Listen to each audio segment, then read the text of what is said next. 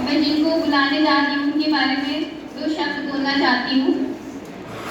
आपकी नेकियों का कहाँ तक बखान करें, आपकी नेकियों का कहाँ तक बखान करें, वह शब्द नहीं जो आपकी गरिमा बयान करे, वह शब्द नहीं जो आपकी गरिमा बयान करे।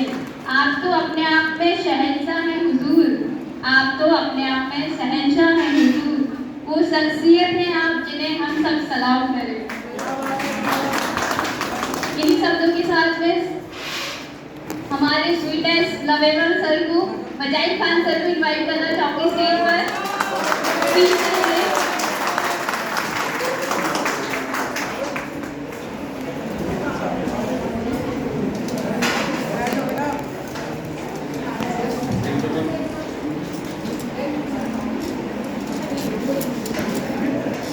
Good afternoon all of you. Student की संख्या कम हो चुकी है, लेकिन मैं 100% कह रहा हूँ कि जो लोग रुके उनको कुछ ना कुछ जरूर मिलेगा। सर ने HIV के बारे में बहुत कुछ बताया, परंतु मैं इसको थोड़ा सा मेडिकली टच करते हुए चलता हूँ। तो जनरली जो HIV है और अगर हम उससे इन्फेक्टेड हो गए तो HIV जो सबसे पहले जिस सेल पे हमारे अटैक करेगा दैट इज टी लिम्फोसाइट्स। और टी लिम्फोसाइट्स वो सेल्स होती है जो हमारी बॉडी की इम्यूनिटी देने का काम करेगी। और टी लिम्फोसाइट्स भी दो तरीके की होती हैं, XCD4 सेल्स और XCD8 सेल्स। तो जो मेनली है जिसको अटैक करता है दैट इज CD4 सेल्स पे जो है अटैक करेगा हमारा। तो इससे हमारी इम्यूनिटी डाउन होगी और इम्यूनिटी डाउन होने की वजह से दूसरे इन्फेक्शंस होने के चांसेस हमारे बढ़ जाते हैं। जनरली हम लोग कंफ्यूज होते हैं कि HIV क्या है और एड्स क्या है। तो HIV जस्ट एक HIV का वायरस हमारे बॉडी में आ गया, वो HIV हो गया, लेकिन इस समय में एड्स नहीं हुआ। तो उसको डिफाइन करने के लिए हमारे पास एग्जैक्ट टर्म्स है और वो निकल के आई है CD4 सेल्स। तो जो नॉर्मली जो CD4 सेल्स का काउंट है वो होता है हमारा 800 से 1200 mm³ होता है। और अगर हमारी बॉडी में अगर 500 mm तक अगर अभी तक CD4 सेल्स है तो हम HIV से इन्फेक्टेड है, हमें एड्स नहीं हुआ। लेकिन अगर इन CD4 सेल्स का काउंट अगर 300 से कम हो गया तो अब ये HIV कन्वर्ट हो चुका है किसके अंदर, एड्स के अंदर। और एड्स की फुल फॉर्म अगर हम देखेंगे तो क्या हो जाएगी, एक्वायर्ड इम्यूनो डिफिशियंसी सिंड्रोम। और जहां पे भी वर्ड सिंड्रोम आ गया तो उसका मतलब क्या हो गया, that means group of silent symptom. तो अब हमारी बॉडी में साइलेंट सिम्टम आने लगेंगे। तो जब तक HIV है तब तक कोई साइलेंट सिम्टम नहीं आ रहे हैं। हो सकता है हमारी बॉडी में इन्फेक्टेड हो लेकिन अब उसके साइलेंट सिम्टम नहीं आएंगे। साइलेंट सिम्टम आएंगे तब CD4 सेल का काउंट 300 से कम हो जाएगा। ऐसे ही अगर ये CD4 सेल का काउंट अगर 200 से कम हो गया तो फिर खतरनाक सिचुएशन है और उस सिचुएशन के अंदर हमें अपॉर्चुनिस्टिक इन्फेक्शन होने के चांसेस बढ़ जाएंगे। तो जब हमें HIV हो रहा है तो हमें सबसे पहले याद रखना एक चीज कि हमें हमारी इम्यूनिटी को बूस्ट करके रखना। अगर हम हमारी इम्यूनिटी को बूस्ट करके रखेंगे तो क्वालिटी ऑफ लाइफ भी बढ़ पाएगी और लॉन्गेविटी भी बढ़ पाएगी। ठीक है, तो ये वैक्सीन डे क्यों बना रहे हैं, सर ने जैसे बताया तो क्लिंटन जो थे मॉर्गन स्टेट ऑफ यूनिवर्सिटी में उन्होंने अपना जो लेक्चर दिया तो उस समय से हम बना रहे हैं, उन्होंने लेक्चर दिया था 18 में 1997 के अंदर उन्होंने लेक्चर दिया था। तो 1997 से जो है हमारा ये चला हुआ रहा है। तो मेरा ये क्वेश्चन था कि कोई वैक्सीन है क्या HIV के लिए? There is no vaccine. अभी तक HIV की कोई वैक्सीन बनी नहीं। और क्यों नहीं बनी अभी तक HIV की वैक्सीन? हमने कोरोना की 2 साल में बना ली, HIV की अभी तक वैक्सीन क्यों नहीं बना पाए? इसके मेजरली 3 रीजन है। पहला रीजन ये है कि जो HIV का जो वायरस है वो म्यूटेशन बहुत तेजी से करता है, मतलब रंग बदलू है। थोड़े समय पहले कैसा था, अब वो अपना स्ट्रक्चर चेंज कर लेगा और जब स्ट्रक्चर चेंज कर लेगा तो एंटीबॉडीज के प्रति काम नहीं कर पाएंगे। दूसरा इसका सबसे बड़ा रीजन ये है कि जो HIV का वायरस है उसमें कैपेबिलिटी पाई जाती है अपने आप को हाइड करने की। और HIV का वायरस अपने आप को ह्यूमन सेल के अंदर हाइड कर लेता है। आज जब उसने ह्यूमन सेल के अंदर हाइड कर लिया और ह्यूमन सेल के DNA के साथ रिप्लिकेट कर लेगा, इंटीग्रेट कर देगा, और इंटीग्रेट हो गया तो हम उसको पहचान नहीं पाएगी, हमारी एंटीबॉडीज को पहचान नहीं पाएगी, और जब तक दुश्मन का पता नहीं लगेगा तो हम उसको पकड़ नहीं पाएंगे। तो इसके दो मेन रीजन है।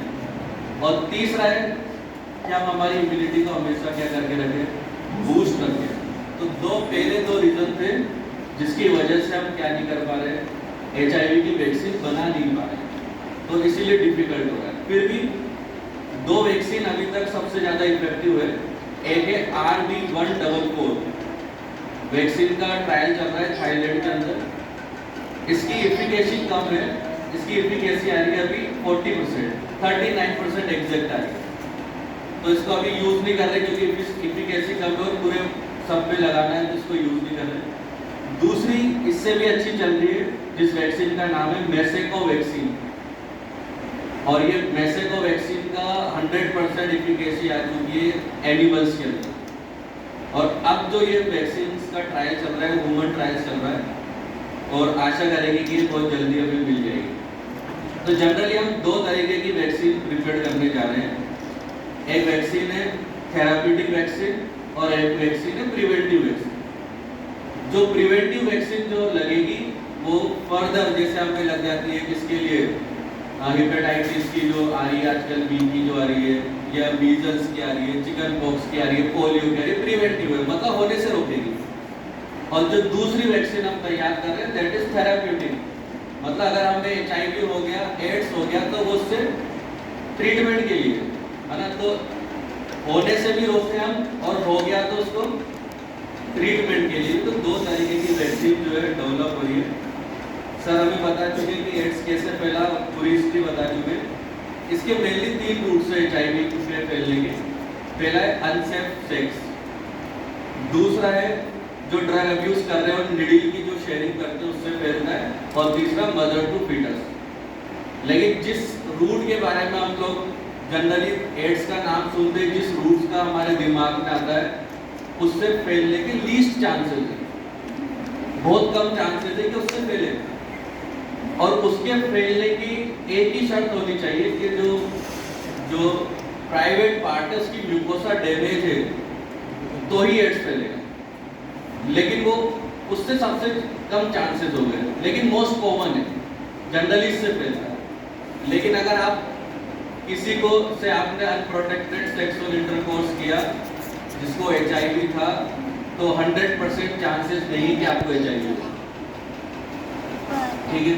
दूसरा सर ने बताया कि जो सेम सेक्स के लोग जो सेक्स कर रहे थे तो उनको सबसे ज्यादा एड्स पाया गया, वैसे सर ने बताया। तो उसका एक रीजन, सबसे बड़ा रीजन ये है कि जो HIV का वायरस है उसकी बेस्ट जो उसको रहना जहाँ पसंद है, और HIV वायरस को रहना पसंद है कहाँ पे, एनल एरिया।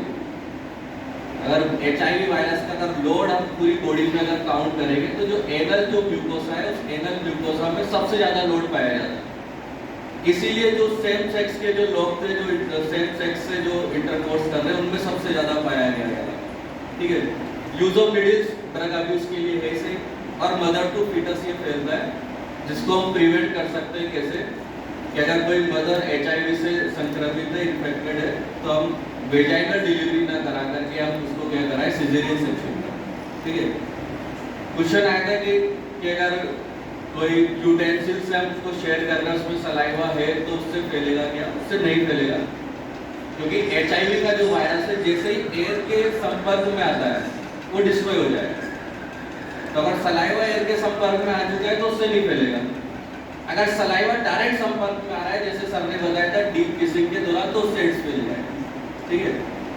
एक और था जिससे मोस्ट डोमिनेंट रूट पिछले कुछ डेकेड पहले चल रहा था, दैट इज ब्लड ट्रांसफ्यूजन।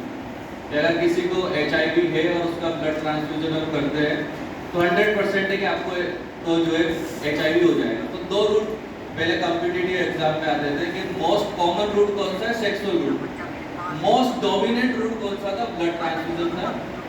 लेकिन 2020 में सुप्रीम कोर्ट ने जो है ऑर्डर दिया, और सुप्रीम कोर्ट के ऑर्डर के बाद में जब भी आप किसी का ब्लड ट्रांसफ्यूजन हो रहा है तो 5 इन्वेस्टिगेशन कंपलसरी कर दी गई है, जिसके अंदर है HIV की है, हेपेटाइटिस B है, हेपेटाइटिस C है, सिफिलिस और मलेरिया।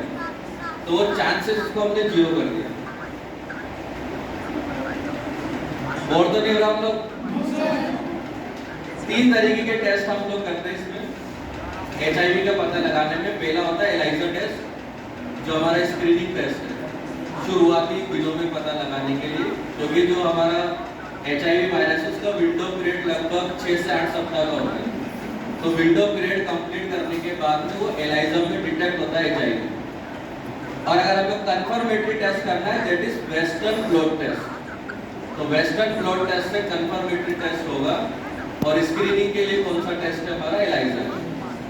और अगर बच्चों के अंदर अगर हमें HIV का पता लगाना है तो उसके लिए हमें P24 एंटीजन का पता करना होगा। जैसे मैंने आपको रूट्स बताए, तो रूट्स के आधार पे हमारी एक मैनेजमेंट टेक्निक भी है, जिस मैनेजमेंट टेक्निक को बोलते हैं ABC। पहला रूट बताया था अनसेफ सेक्स। तो अगर किसी को HIV हो चुका है तो उससे हम बोलेंगे एब्सेंटीज के बारे में, या किसी को HIV हो चुका है तो उसको बोलेंगे आप सेक्सुअल इंटरकोर्स को नहीं करते।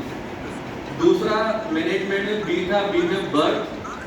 अगर HIV इन्फेक्टेड मदर है, प्रेग्नेंट लेडी है, तो बर्थ में हम क्या कर रहे थे, कैसे डिलीवरी करा रहे थे, सिजेरियन सेक्शन वाली। और तीसरा है प्रोटेक्शन, C4 है कॉन्डम, दैट इज प्रोटेक्शन। तो प्रोटेक्शन यूज करना है सेक्सुअल इंटरकोर्स के दौरान, कभी भी अनप्रोटेक्टेड सेक्सुअल इंटरकोर्स नहीं करना। गवर्नमेंट ऑफ इंडिया ने हर जितने भी डिस्ट्रिक्ट हॉस्पिटल है, मेडिकल कॉलेज है, तालुका, इवन तालुका जो लेवल पे जो हॉस्पिटल होते हैं वहाँ सेंटर क्रिएट किए हैं, that is known as ICTC centre, integrated counselling and training centre. और इन सेंटर के 3 काम होते हैं। सबसे पहले काउंसलिंग करना, दूसरा टेस्ट करना, और तीसरा ART देना। ART सब लोग जानते होंगे, एंटी रिट्रोवायरल थेरेपी जो है देने का काम है। इन सेंटर में कोई भी जा सकता है, और कोई भी जाकर के फ्री ऑफ कॉस्ट अपनी काउंसलिंग करा सकता है, टेस्ट करा सकता है और ट्रीटमेंट ले सकता है। और सबसे अच्छी बात यह है कि यहाँ पे जो भी आपकी इंफॉर्मेशन होगी वो कॉन्फिडेंशियल होगी। आपकी कोई भी इंफॉर्मेशन किसी के साथ भी जो है शेयर नहीं की जाएगी। HIV एड्स प्रिवेंशन एक्ट 2017 वो हमें बताता है किसके बारे में, no discrimination against the HIV patient. HIV patient के साथ हम क्या नहीं कर सकते, किसी तरीके का कोई भेदभाव जो है नहीं कर सकते। और एड्स कंट्रोल का जो नाको जो हमारा है, उसका एड्स कंट्रोल का फेज 5th चल रहा है अभी, और 5th फेज का पहला टारगेट है 2030 तक एड्स के 0 केसेस करना। 2030 तक एड्स के 0 केसेस करना। 2024 के अंदर एड्स के टोटल केसेस आए थे 1.3 मिलियन, जो 2023 से 40% कम थे। 1.3 मिलियन आए, लेकिन वो 23 से कितने कम है, 40% कम केसेस है।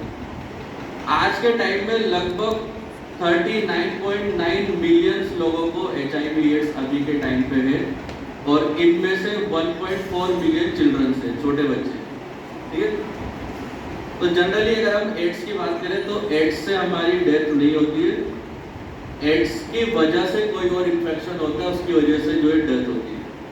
जनरली अगर आपके और हमारे या यहाँ पे बैठे किसी भी पर्सन के अगर चेक किया जाए तो 99% संभावना है कि हमारी बॉडी के अंदर TB का बैक्टीरिया हो सकता है, लेकिन वो अभी रेस्ट स्टेज में पड़ा हुआ है और वो इंतजार करता है किस चीज़ का, कि कब हमारी इम्यूनिटी कमज़ोर हो। और जब हमारी इम्यूनिटी कमज़ोर होगी तो सबसे पहले वो अटैक करता है।